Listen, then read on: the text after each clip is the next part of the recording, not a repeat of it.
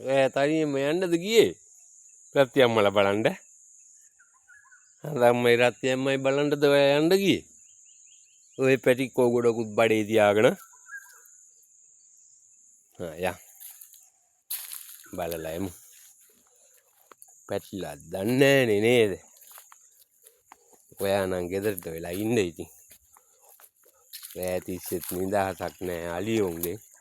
අරක් බලන්නයි අලියෝ බලන්නයි නේද?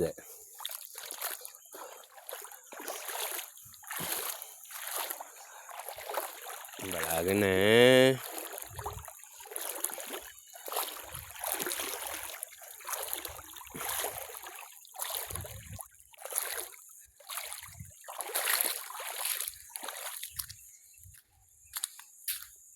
දැන් ගෙදර බලාගන්නේ කවුද?